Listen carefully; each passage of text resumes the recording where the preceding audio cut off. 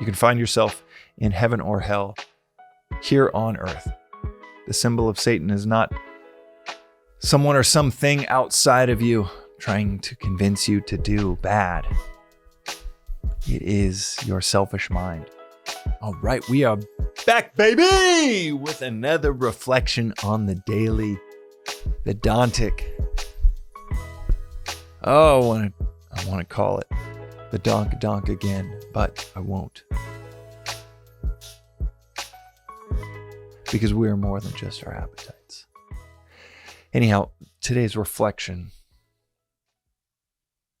is on the symbol of desire.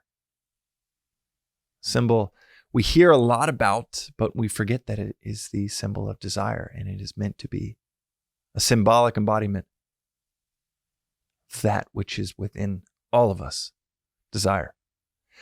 But before we get to that, did you know that the first 200 years of the Christian church, the symbol of the Christian church was not the cross, it was the table, as in the Last Supper, the table. Sharing, breaking bread, sharing a meal with our brothers and sisters. Cross-cultural lines, Gentile, Jew, it doesn't matter. But coming together and sharing a meal, community. The symbol of the early church was community. It was also not called Christianity, it was called the way. For the first 2 centuries, the early church was called the way, and the symbol was the dinner table.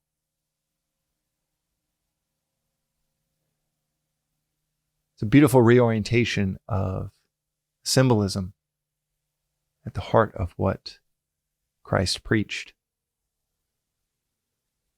Generosity, to give. The cross certainly is a symbol of giving completely. That is what forgiveness means, by the way. The root of the word forgiveness means to give completely. To give completely, that is certainly symbolized in the cross of giving your life completely. But I'd say, man, we lost something when we shifted the symbol of generosity, the table, towards a symbol that is now often seen as just sacrifice and burden, and lost within the symbolism of sacrifice and burden is not what we do, but what we are doing it for. For those around us, for everyone but ourselves. Again, that is certainly in the symbol of the cross, but is often shrouded by the violent burden that Christ took on.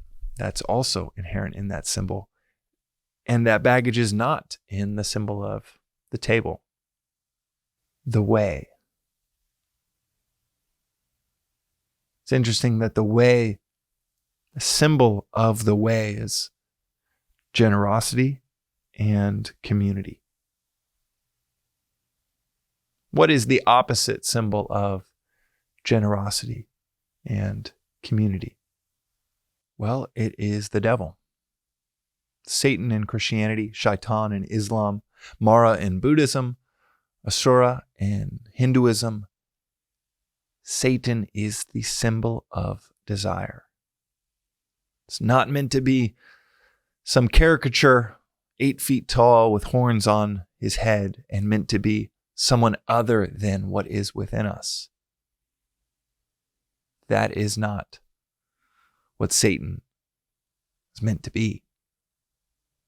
It's more of a modern caricaturization, much of which has been created and cultivated in the last few hundred years. This idea especially within Christianity, of this satanic character outside of ourselves that tempts us, that is something apart from us, instead of something that is within us, desire itself within us.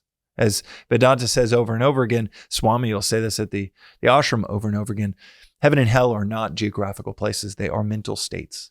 They're states of mind. You can find yourself in heaven or hell here on earth.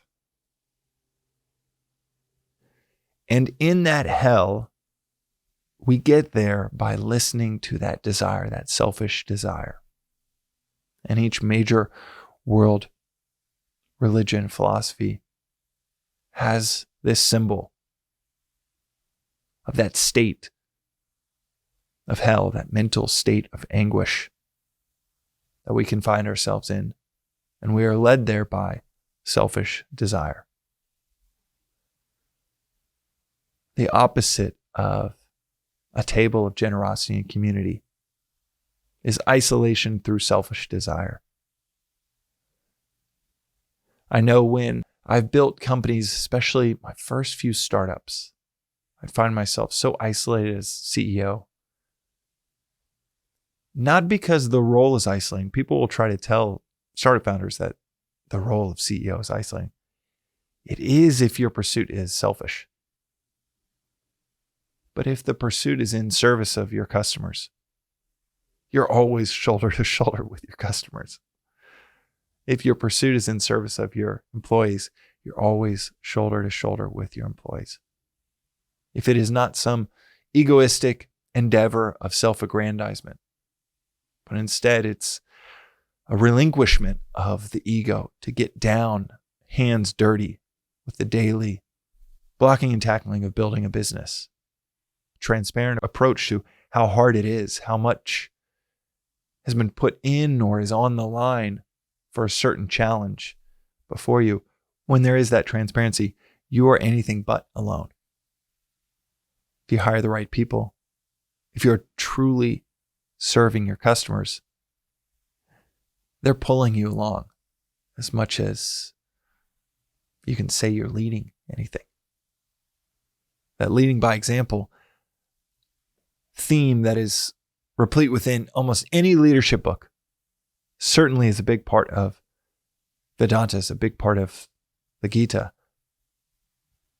That theme of leading by example, you end up being right in the thick of things with everyone, willing to do whatever is needed.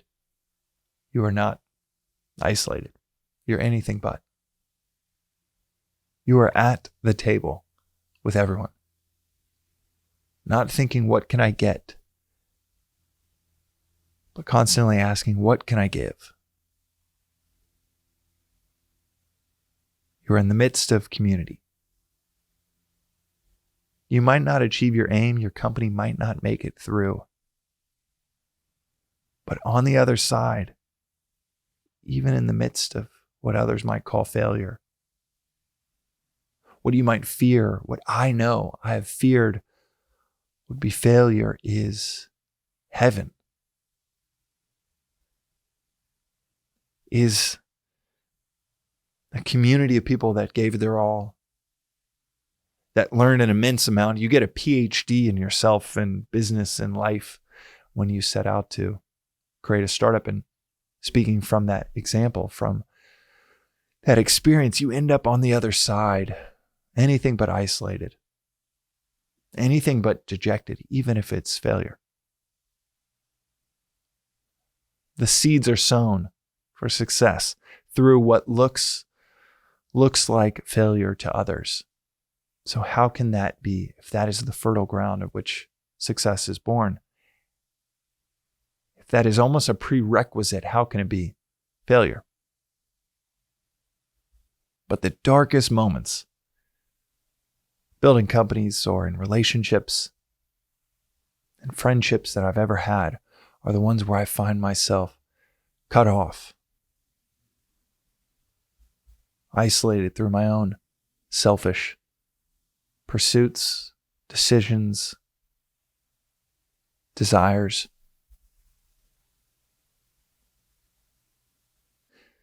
The devil being the symbolic embodiment of selfish desire, selfish pursuit of our appetites, isolating us from those around us, from union with God. The word devil, the Greek word, the root of it means thrown apart. The root of the word shaitan in Islam means distance, separation. That selfish desire leads us to distance, separation, to hell. And it's not some cosmic entity outside of ourselves judging us, sending us to hell. It is through our own doing. As Swami will say often at the ashram, you are punished by your sin, not for your sin. There's no cosmic scorekeeper. There's no one waiting to punish you. You put your hand in a fire, the punishment is your hand is now burned. You pursue selfish desires and cut yourself off of a community that doesn't really have room for someone just always seeking things for themselves, which no community fosters and loves someone that is constantly seeking their own selfish pursuits. It's the opposite. The community loves when someone comes in and serves selflessly. Those are the people that not only the community remembers, but history remembers for hundreds and thousands of years because of their immense value to the community. And the most punishing part of that selfish pursuit is that you are isolated from the community. That distance, that separation. Oftentimes it's that separation from ourselves, that inner anguish and turmoil. You're no longer at the table. Your belonging in that community is in jeopardy. That is hell through selfish pursuit, through desire. The symbol of Satan is not someone or something outside of you trying to convince you to do bad. It is your selfish mind trying to convince you to justify, to use every savvy means to tell you you should pursue some selfish desire. Some selfish desire that this philosophy and nearly every major philosophy says you can conquer. As Muhammad said, the greatest jihad is the conquest of oneself. We are all called to conquer the temptations of the devil, and it really helps. It's of immeasurable help to know where the devil resides, who and what the devil is. Selfish desire. That is today's reflection on the Daily Vedantic. We will see you next time.